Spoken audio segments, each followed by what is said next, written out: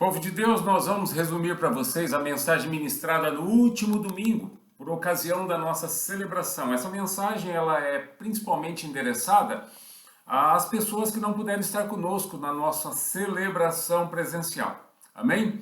E eu gostaria que você abrisse a sua Bíblia em Atos dos Apóstolos, capítulo 2, versículo 42. Eu vou estar lendo esse texto com você e você vai acompanhando conosco a evolução na transmissão aqui dessa mensagem. Amém? E como nós fizemos no dia 31 de julho, agora, 122 anos, a Igreja Presbiteriana Independente do Brasil se alegra muito, né, por mais um ano de vida. Louvado seja o nome do Senhor que tem nos sustentado. E uma mensagem bastante oportuna é dar uma olhadinha na igreja, como que começa a igreja, quais são as marcas da igreja, como a igreja se comportou e se comporta, e nós precisamos tirar aqui, né, muitas experiências da igreja que começa ali em Atos dos Apóstolos. A igreja começa com o derramamento do Espírito Santo em Atos dos Apóstolos. Amém? Atos capítulo 2, versículo 42, assim diz a palavra do Senhor. Eles se dedicavam ao ensino dos apóstolos, à comunhão, ao partir do pão e às orações. Amém? Então, Pentecoste, ele marcou a descida do Espírito Santo, transformando os discípulos, transformando a vida dos discípulos radicalmente. Uma ação exponencial do Espírito Santo ali. E dando início à igreja. O livro de Atos, escrito por Lucas, narra o crescimento e a vida da igreja, que a propósito muito nos inspira, por ser uma igreja espiritualmente saudável, onde os resultados, ou seja, o crescimento qualitativo e quantitativo, eram consequência natural da fidelidade aos princípios bíblicos. Louvado seja o nome do Senhor. E, conforme nosso texto nos informa, em Atos 2,42, eles se dedicavam ao ensino dos apóstolos, à comunhão, ao partir do pão e às orações. São as 4 prioridades da igreja fiel. Estão descritas neste versículo 42, condensadas aqui. Portanto, esse versículo 42 é o versículo-chave. E nós precisamos olhar com bastante atenção, porque esta palavra, ela estabelece as 4 colunas que sustentavam e ainda devem sustentar a vida da igreja do Senhor Jesus Cristo. Amém? Primeiramente, o ensino da palavra. Essa é a parte mais importante da celebração. Significa dizer que o que é mais importante na celebração é a palavra de Deus. A palavra de Deus é o que move a igreja. A palavra de Deus é o que sustenta a igreja. A palavra de Deus é o que conduz a igreja. É o que dá direção e discernimento para a igreja. A palavra de Deus é o poder de Deus. Pela sua palavra, Deus criou todas as coisas, visíveis e invisíveis. A palavra de Deus, tão somente a palavra de Deus é que transforma a vida das pessoas. E a igreja saudável é uma igreja que se dedica ao estudo sério da palavra de Deus, ou seja, a Bíblia. Amém? Esta aqui é a verdadeira reunião, é a celebração de libertação. Bendito isso. Sabe por quê? Porque não há nada mais libertador do que o ensino da palavra.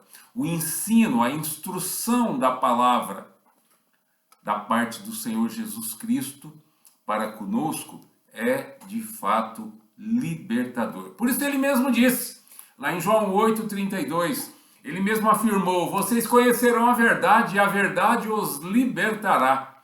E é por isso que eu sou fã incondicional da escola bíblica, porque... Sabe por quê? Porque é justamente na escola bíblica onde nós aprendemos mais. Amém? Portanto, eu faço aqui um apelo. Participe da escola bíblica. Traga as crianças para a escola bíblica. Somente pode ser chamada igreja o lugar onde é pregado, onde é ensinado sobre Jesus Cristo. Amém?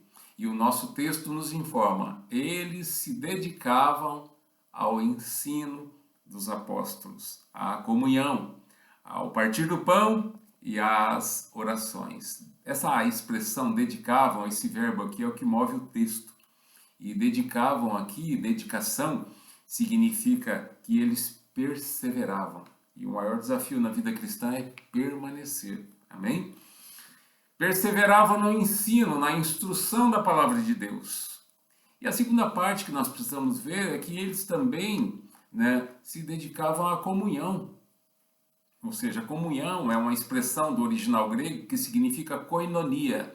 E koinonia significa que eles compartilhavam das suas vidas uns com os outros, as suas experiências de vida. É mais ou menos dizer assim, como eu estava, onde eu estava, com quem eu estava, o que o Senhor fez na minha vida e quem eu passei a ser em Cristo Jesus. Amém? É a nossa história, cada um de nós temos uma história. Mas eles compartilhavam também dos seus recursos e também compartilhavam da fé.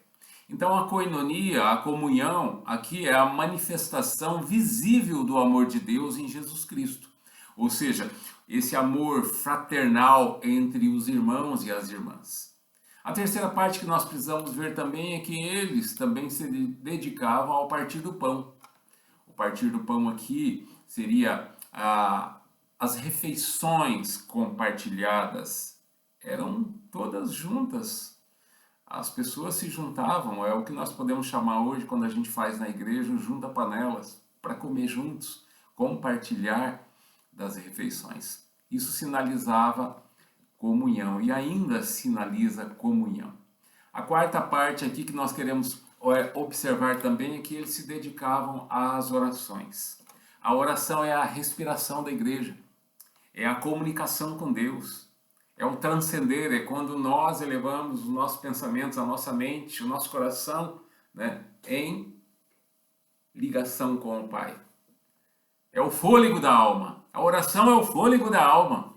A igreja sempre estava reunida em orações. Nas orações, os cristãos expressam adoração, confissão, gratidão e petição ao Senhor, nosso Deus e Pai. A igreja, a partir de Jesus Cristo, é uma igreja que aprende a passar a depender totalmente de Deus. Porque o Senhor Jesus Cristo nos ensinou. E essa dependência, ela se manifesta na oração constante, tanto individualmente quanto em comunidade. E observem a manifestação de Deus em meio a nós. No verso 43 diz assim: todos estavam cheios de temor e muitas maravilhas e sinais eram feitos pelos apóstolos. O temor a Deus, consequentemente, evidenciava sinais e prodígios feitos pelos apóstolos. Isso era o resultado, os milagres de Deus em nosso meio, resultado da ação do Espírito Santo de Deus, transformação de vidas pelo Evangelho, ou seja, a salvação. E a alegria era contagiante. A sexta parte que nós queremos ver com vocês era a questão da alegria, a fidelidade e o crescimento da igreja. E os versos 46 e 47 nos informam, dizendo: todos os dias continuavam a reunir-se no pátio do templo, partiam o pão de casa em casa, e juntos participavam das refeições com alegria e sinceridade de coração. E no verso 47 diz assim a palavra de Deus: louvando a Deus e tendo a simpatia de todo o povo, e o Senhor lhes acrescentava diariamente os que iam sendo salvos. Glória a Deus, aleluia. Esses versículos aqui nos mostram o resultado natural da fidelidade da igreja para com o Senhor Jesus Cristo. O verso 46 fala sobre alegria e sinceridade dos cristãos. O verso 47 nos informa que eles sempre estavam louvando e rendiam graças a Deus. E a alegria deles era contagiante, porque eles conquistavam a simpatia de todo o povo, assim informa a palavra. E o verso 47 termina dizendo: e o Senhor lhes acrescentava diariamente os que iam sendo salvos. Ou seja, aqui nós experimentamos o crescimento da igreja, o favor de Deus em função do testemunho, a ação do Espírito Santo na vida diária da igreja. É quando a igreja vive de fato o evangelho, testemunhando o amor de Deus. O Espírito Santo vem, autentica, legitima a palavra no coração, na mente das pessoas, transformando a vida das pessoas. Portanto, o crescimento da igreja é obra exclusiva de Deus. Quanto a nós, e eu encerro aqui dizendo, nós precisamos perseverar nos ensinamentos do Senhor Jesus Cristo. Nós precisamos perseverar nas orações. Nós precisamos ser coerentes na maneira como vivemos. Nós precisamos caminhar testemunhando o amor de Deus em nossas vidas. Amém?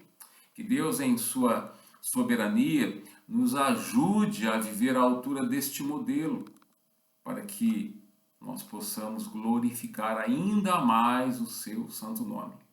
Deus os abençoe. Abraços!